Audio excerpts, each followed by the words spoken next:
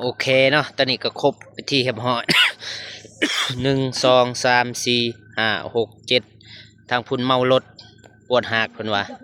ไปหักมาหาทางน้องฮานก่อนสบายดีน้องฮาน โดยสบายดีเด้อ มีแต่วันแนะนำโตวก่อน แนะนำให้ไปใช้ผู้หนึ่งศิษดา โดยมื้อนี้ก็ บ่แนะนำซื้อแนะนำโตวก่อน โดยสบายดีเด้อบ่พลอาจอมมีกะหันไม่แกกะหัน ซื้อเจ้าก็แนะนำสบายดีคอยซื้อฮานนี่แนะนำโตว สบายดีเด้อคอยซื้อน้องซื้อหาน มื้อนี้ไปเป็นนักเตะบ่เลยไปเสีย ไปเสีย ไปเสียเนาะโอเคขอบใจมากทางนี้อีกสบายดีเนาะ โดย เนาะ สบายดี แนะนำตัวมาเลย คอยซื้อนางอาทิตย์เด็ก มื้อนี้มาเป็นนักเตะบ่เลยเป็นกองเสีย บ่ฮู้คือการคันเขาให้เตะคันเขาให้ ได้ถือเกิบมานำอยู่บ่ ถือ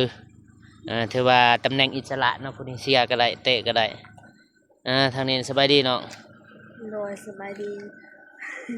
น้องซื้อนางสาลีเด้อเด้อ โดยมื้อนี้มาเป็น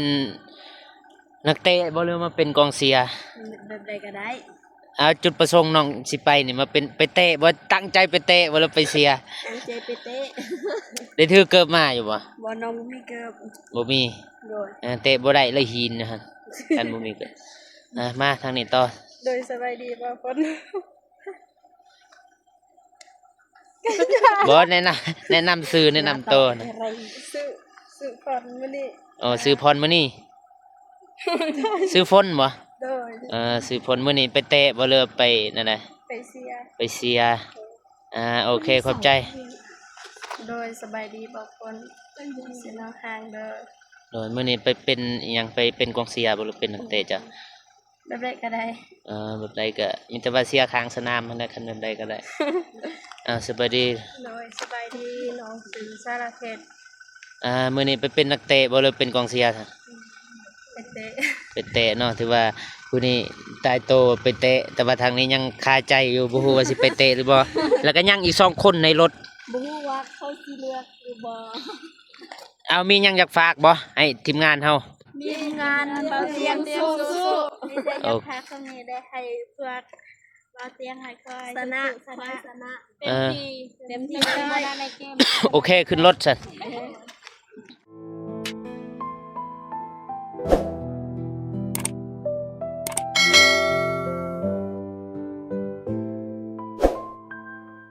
มาที่เบาฝนคือเก่าพี่น้องตอนนี้เบาฝนก็จะมารับเอาน้องๆเพิ่นไปเตะบ้านเพราะว่ามื้อนี้มีการแข่งขันกีฬาอยู่2ทีมเนาะระหว่างทีมยิงแล้วก็ทีมทรายคนอื่นหมดก็กราบทักทายสบายดีเด้อสวัสดีพ่อพี่น้องเบิดสุขุสุคนบ่อยู่ในแล้วก็ต่างประเทศกันยินดีต้อนรับเข้าสู่2เบาฝนเราแต่คือเก่าคือเดิมพี่น้องตอนนี้เบาฝนก็สิออกเดินทางแล้วก็สิรับเอาทางน้องๆเพิ่นน้องๆยิงเพราะว่าทางน้องๆเพิ่นก็ได้มีการแข่งขันมื้อนี้เพราะว่ามื้อนี้ก็มีอยู่2ทีมยิงทีมหนึงแล้วก็ทีมทรายทีมหนึงสิได้แข่งขันเป็นมื้อเดียวกันเนาะพี่น้องเงินรางวัลก็มีแต่ว่าไปเบิ่งทางคลิปของไอเตียงเพิ่นก็ได้ประกาศได้บอกว่าเงินรางวัลมันมีเท่าใดรายละเอียดก็มีแต่ว่าไปเบิ่งคลิปทางอ้ายเพิ่นแต่ว่าบางคนก็ตอนนี้ถือว่ามีหน้าที่รับเอานักเตะแต่บ้านทงบายแล้วก็เดินทางไปพุ่นแหละอยู่สนามอยู่บ้านห้วยดำใหม่เนาะพี่น้องเอาไปจะได้บางคนก็สิทายแต่ละคนนักเตะแต่ละคนที่สัมภาษณ์แล้วก็สิได้เดินทางพุ่นแหละเดินบ้านห้วยดำใหม่ไปจะได้ก็ไปเบิ่งไปชมน้ำกันเนาะพี่น้องพี่น้องตอนนี้บ่าวฝนก็สิขับรถแล้วก็สิไปรับเอาทางน้องๆเพิ่นว่าอยู่บ้านทงวายมีจักคนเพราะว่าทางบ่เจ็บเพิ่นก็ได้คัดเลือกเอานักเตะแต่ละบ้านว่าแต่บ้านทงวายบ้านห้วยดำบ้านดอนซาตามที่บ่าวฝนฮู้เนาะพี่น้องบ่าวฝนก็สิไปเอาทยอยรับเอาเทื่อละคนแล้วก็ออกเดินทางพร้อมกันพี่น้องว่ามีผู้ใดแน่ไม่ได้ไปเบิ่งไปชมกันพี่น้องไปบ่าวฝนก็สิขับรถไปเนาะพี่น้องตอนนี้ก็ทางบ่าวฝนแล้วก็น้องๆเพิ่นก็ยังท่าทางน้องสลีแล้วก็หลายๆคนอยู่ที่ว่านักเตะว่าน้องสลีนักเตะว่าเรือนักกองเชียร์บูว่าน้องสลีได้ลงเตะบ่หรือว่ามาเป็นกองเชียร์ซื่อ แต่ว่าตอนนี้ทางบ่ฝนก็ได้ท่าน้องๆเพิ่นเพราะว่าเขากำลังไปเอิ้นอยู่ตอนนี้บ่ฝนก็ท่าอยู่นี่แหละอยู่เส้นทางนี่ก็บ่ฮู้ว่าสิออกไปจักคนมีแต่ว่ามาครบแล้วบ่ฝนก็สิถ่ายให้เบิ่งอีกเทื่อนึงพี่น้องโอเคเนาะพี่น้องตอนนี้บ่ฝนก็มารับเอาทางน้องๆเพิ่นครบทั้งนักเตะทั้งกองเชียร์เนาะบ่ฝนก็บ่ฮู้ว่าผู้ใดเป็นนักเตะผู้ใดเป็นกองเชียร์แต่ว่าทางหลังนี่ก็แม่นน้องๆเพิ่นที่ว่าจะไปแข่งขันอยู่ที่บ้านห้วยดำใหม่เมืองตะแตงแขวงเสกกองหรือว่าเป็นทีมยิงเนาะอีกทีมหนึงเพราะว่ามันมีอยู่2ทีมทางทีมไอเตียงทองเพิ่นเป็นจะได้บ่ฝนก็สิสัมภาษณ์แต่ละคนให้เบิ่งแล้วก็สิถ่ายเป็นช็อตจนฮอดเดินบ้านพุ่นแหละพี่น้องไปถามแต่ละคนโอเคเนาะตอนนี้ก็ครบไปที่เรียบร้อย 1 2 3 4 5 6 7ทางพุ่นเมารถปวดหักเพิ่นว่าไปหักมาหาทางน้องฮานก่อนสบายดีน้องฮาน โดยสบายดีเด้อ มีแต่วันแนะนำโตวก่อน แนะนำให้ไปใช้ผู้หนึ่งทิศดา โดยมื้อนี้ก็ บ่แนะนำซื้อแนะนำโตวก่อน โดยสบายดีเด้อบ่ฝนอาจอมมีกะหันไม่ไกลกะหัน ซื้อเจ้าก็แนะนำสบายดีคอยซื้อฮานนี่แนะนำโตว สบายดีเด้อคอยซื้อน้องซื้อหาน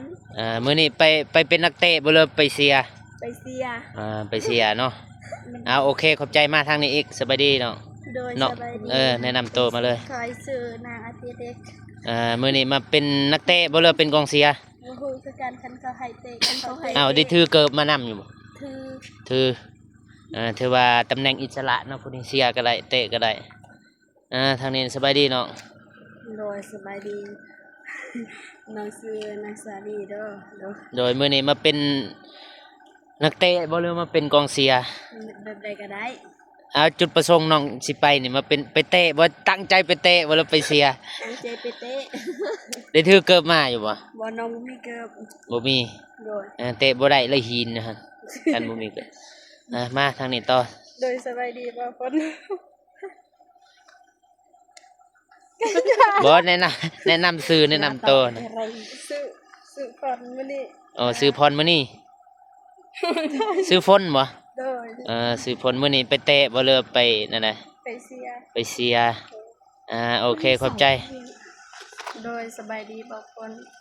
เสียน้องห่างเด้อ โดยมื้อนี้ไปเป็นอิหยังไปเป็นกองเชียร์บ่หรือเป็นนักเตะจ้ะ แบบใดก็ได้ แบบใดก็มีแต่ว่าเชียร์ข้างสนามมันได้คันแบบใดก็ได้สบายดี โดยสบายดีน้องซื้อสารเพชร มื้อนี้ไปเป็นนักเตะบ่หรือเป็นกองเชียร์ค่ะ ไปเตะ ไปเตะเนาะถือว่าผู้นี้ตายโตไปเตะแต่ว่าทางนี้ยังคาใจอยู่บ่ฮู้ว่าสิไปเตะหรือบ่แล้วก็ยังอีก2คนในรถ บ่ฮู้ว่าเขาสิเลือกหรือบ่ มีหยังอยากฝากบ่ให้ทีมงานเฮา มีงานเบาเสียงสู้ๆมีแต่อยากพาเขานี้ได้ให้เพื่อเบาเสียงให้คอยชนะเต็มที่เลยในเกม โอเคขึ้นรถซั่น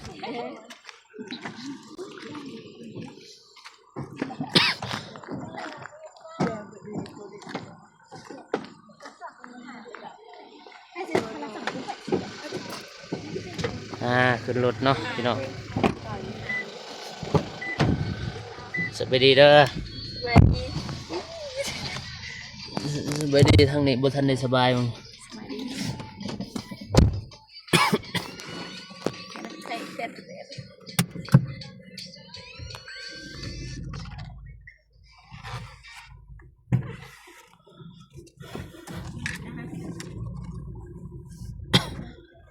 เดี๋ยวก็จะไปลงไปท่าแต่ขึ้นมาอะไรกูตะมงไงวะอันมุนอันนั้นมัน อันนี้ตายมาลงเอิญไปลงพูดแล้วก็จ้าลงโอเคมาพี่น้องทางเบาฝนแล้วก็น้องๆเพิ่นก็สิได้ออกเดินทางเพิ่นแหละออกเดินทางอยู่บ้านห้วยดำไม้เพราะว่าก็ได้จัดการแข่งขันอยู่ที่บ้านห้วยดำไม้สนามที่ว่าทางทีมงานเฮาก็ได้ประเดิมนัดทมิตรกับครูอาจารย์มส.ดอยซาแล้วก็มื้อนี้ก็ทางครูอาจารย์เพิ่นก็ได้แก้มืออีก นัดหนึ่งเนาะพี่น้องเพราะว่ายังคาใจอยู่บ่ทันหัวาไผได้ไผแพ้บ่ทันหัวาไผชนะมื้อนี้ถือว่านัดล้างตาก็เป็นไปได้เนาะเพราะว่ามื้อนี้ก็สิได้ฮู้ว่าผู้ใดชนะทีมใดชนะทีมใดแพ้ก็ฮู้กันพี่น้องแต่ว่าบ่ฝนก็สิทายเป็นระยะให้เบิ่งคนใดที่ว่ามีจุดความสนใจบ่ฝนก็สิทายหรือว่าไปตัดภาพอยู่ที่บ้านห้วยดำไม้เนาะพี่น้องไปเดินทางก่อนโอเคเนาะไปพี่น้องตอนนี้บ่ฝนแล้วก็น้องๆเพิ่นก็ได้ฮอดสนามที่ว่าจะแข่งขันในมื้อนี้เนาะสนามอยู่ที่บ้านห้วยดำไม้เมืองตะแตงแข่งเสกองตอนนี้ก็มาฮอดจอดถึงแล้วพี่น้องแต่ว่าบ่เห็นทีมกงกันขามเนาะหรือว่าผู้ต่อสู้เฮาน้องๆเพิ่นก็นี่แหละตอนนี้ก็ฮอดแล้วลงติอยู่ยัง นี่ลงทางนี่เพื่อสิลงทาง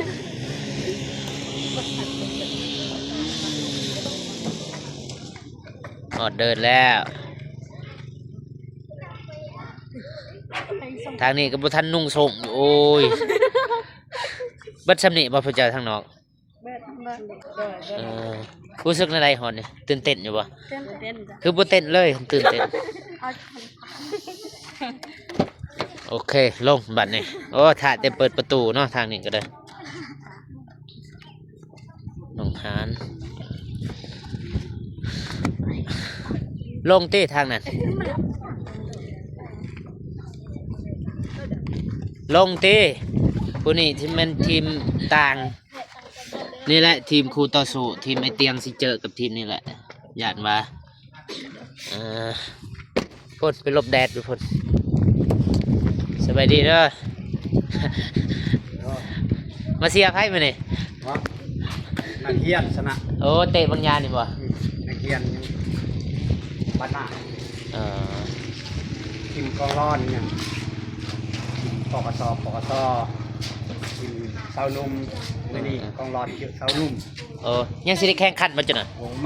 หมดเลยบ้านหน้าคนไหนอะโอ้คิดว่าจะหน่อยเส้นชนะเลิศอย่างบ้านหน้าพุ่นหมอมือบุญคนไหนซิงกับไพ่กับบ้านเขาเองเมื่อไรบุญบานบ่ยังหมดท่านหูเด้อตาทิศหน้านี่แหละการเส้นชนะเลิศบ้านเตะบ้านตีในกีฬา3ประเภทต่อวายสนุกเกอร์มียังครบเนาะแต่ว่าสนุกเกอร์กิจกรรมยังมาทำนี่บ้านหน้ากะที่นี่จะได้กิจกรรมกันนะมีสนุกเกอร์มีเด้อขอบใจไก่เด้อนี่มาถึงมันบ่เพียงพอมุกมันบ่เพียงพอแล้วเขายังมาทำมุกเขายังมาเพียงพอทำในตั้งบ้านหน้าที่นาแล้วมีสามารถเสนอนำโครงการเขาที่พบดินตัวนี้เสนอแล้วจักเสียได้จักบอกบางเถื่อเสียได้ทีหนาเด้อเสนอนำเสียอะไรทำโครงการโอเคขอบใจสบายดีเด้อทางนี้เตะบ้านบ่เตะได้บ่วันนี้ชนะจากหน่วย6-1เจอกับไผนี่กับทีมเรียนพอดีครึ่งโลเนาะ6-1ทางนี้ก็กองเชียร์แค่นี้ก็เป็นบ้านน้องบองเบิดนั่นแหละนี่บ้านน้องกันไก่เคียงนี่แหละแล้วเป็นในบ้านบ่หัวหน้ากองร้อนถือว่าหัวหน้ากองร้อนเนาะทางพอพัดทางนี้มาเชียร์นะสบายดีเด้อบ่นะนี่แนมกล่องนี่ทางนั้นหูอยู่บ่ไพ่ดิหูอยู่บ่ได้เบิ่งคลิปอยู่บ่หูบ่ขอบใจ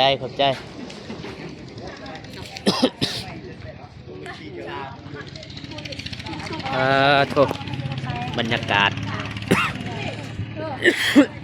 อยู่เดินนี่แหละจากกองเชียร์นักเตะบ่ทางนี้บ่คนกับบ่ฮู้น่าจะเป็นนักเตะทางนี้คือสิบ่ได้เตะหรอกเป็นว่าเตะบ่เป็นแต่ขี้หินมักบานเตะบ่เป็นนี่แหละเดิน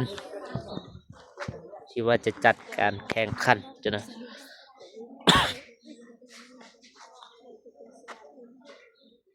โถ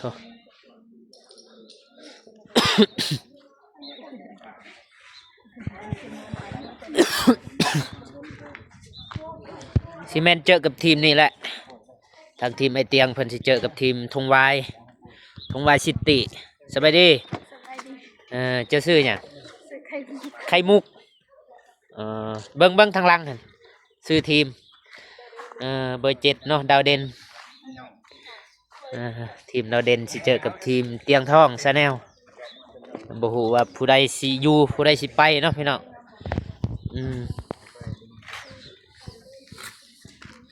สบายดีเด้อ สบายดี เจ้าซื้อหยัง สิงหา ฮะ สิงหา สิงหาอยู่สังกัดอยู่หรือว่าอยู่ทีมดาวเด่นคือกันเนาะ มา ผู้นี้เด้ผู้ใดสบายดี แนะนำตัวแนะชื่อหยัง ซื้ออามิ อามี่ แม่ อยู่ทีมดาวเด่นคือกัน แม่ ผู้นี้เด้ขึ้นหน้ามาเน่สบายดีเด้อ สบายดี อยู่ชื่อหยังจ้ะ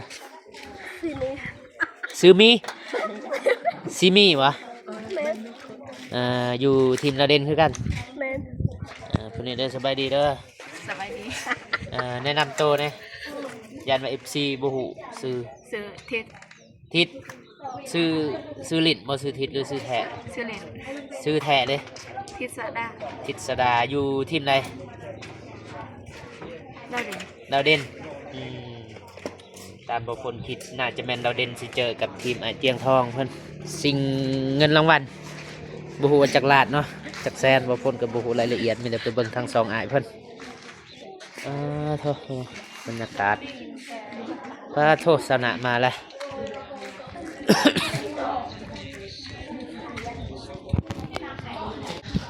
โทษ ได้แล้วเขาขึ้นว่าเจ้าเปิดได้แล้ว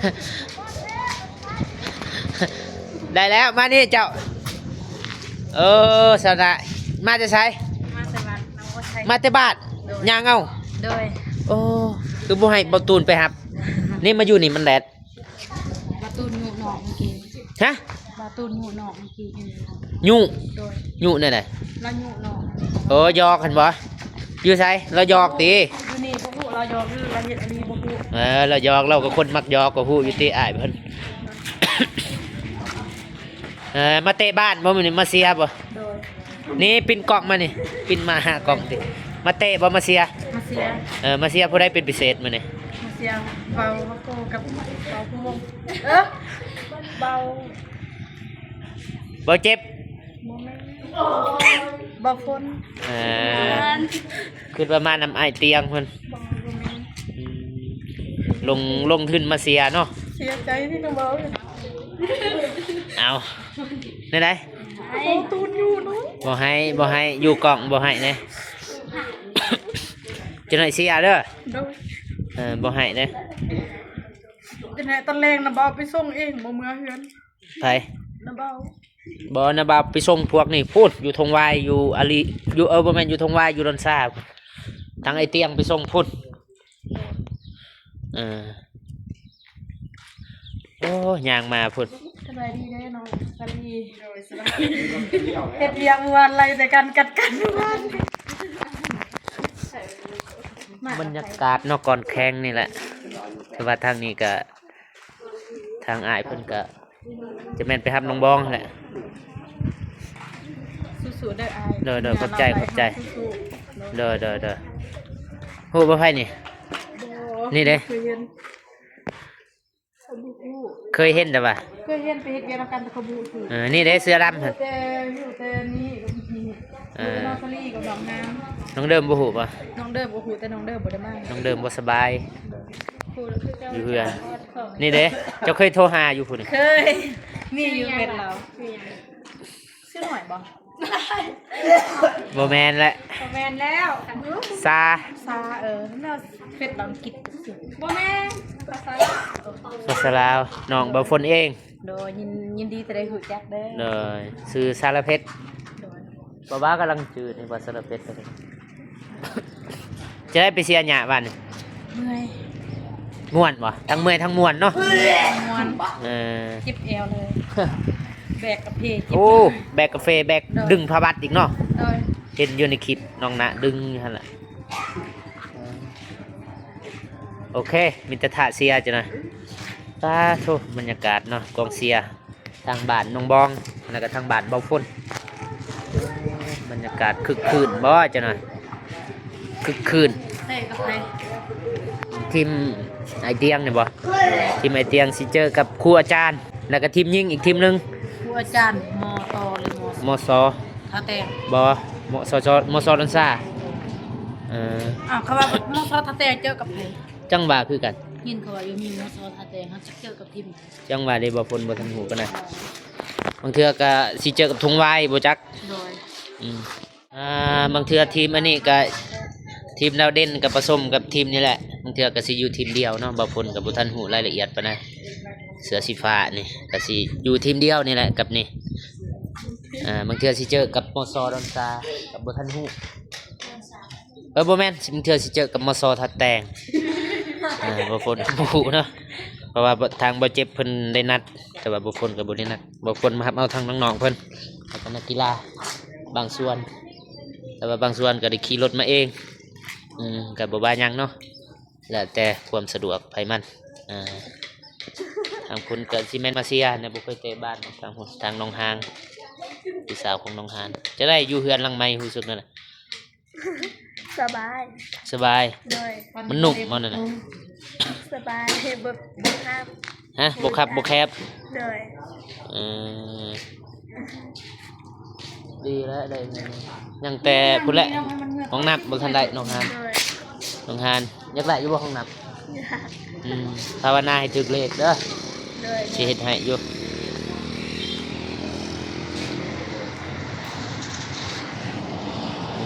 โทษพี่น้อง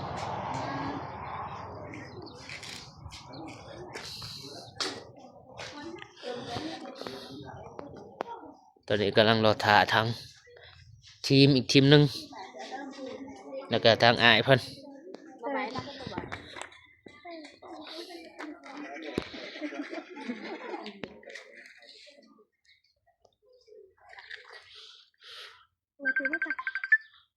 ผู้บ่าวโทรเลยผู้นี้ยังบ่ทันเนี่ยสบายดีจ้ะซื้อยังจ้ะฮะซื้อยังซื้อเทว แคล แคลซื้อแคลบ่ แคล เคลเจ้าได้ซื้อยัง นาลี นาลีกองหน้าเจ้าอยู่กองหน้าบ่กองหลัง แม่น กองหลังผู้นี้สิบ่แม่นดอกนักเตะ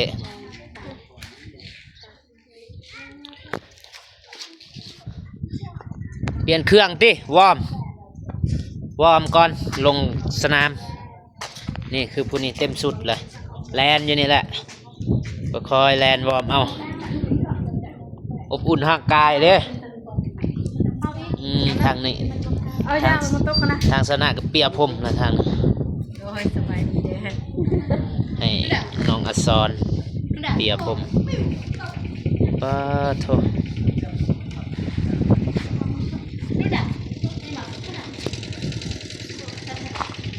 คือบ่อยากแจกปานใด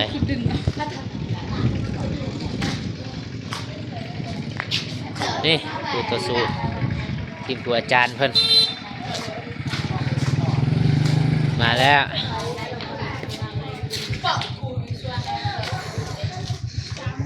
สบายดีเด้อ นี่แหละทีมครูอาจารย์มสดซาที่ว่าทางทีมงานไอเตียงเพิ่นสิเจอแมลงเนี่ยแม่จะแม่นไปหับน้องบองบ่นี่แหละเห็นขี่รถลุง ไม่เคินแล้วที่มากองเนี่ย เคินเกาะวะไอ้เพิ่นเคินเกาะวะเด้บ้านเห็นว่าแม่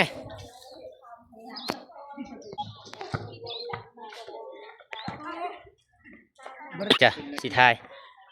ป้าซ้ำกระสือเนาะน้องหาน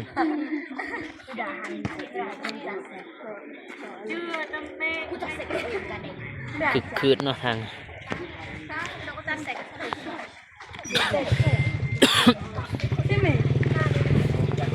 ผู้ใดบางอยากขี่กับหนูดัดสบายดีเด้อสบายดีก่อนเออบนนี้กล้องตีบอแนะนำตัวก่อนซื้อหยัง สีนูดำ อยู่สังกัดทีมไหน ดาวเด่น ดาวเด่นอีกคนหนึ่งเนาะที่ว่าโตเด็ดหรือว่าโตสำคัญขอบใจขอบใจ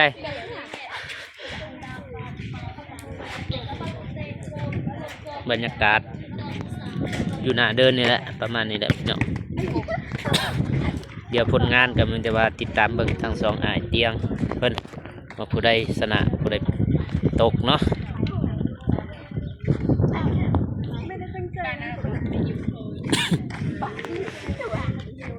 โอเคไปพี่น้องตอนนี้บ่พ้นแล้วก็น้องๆเพิ่นก็ได้มาฮอดจอดเทิงแล้วก็ตอนนี้ก็ทางทีมงานเฮาก็กำลังรอท่าเกียบลงสนามแล้วก็ทางไอเตียงเพิ่นก็ได้สิได้ทายคลิปต่อไปก็แม่นไปติดตามเบิ่งทางสองไอเตียงเพิ่นเนาะว่า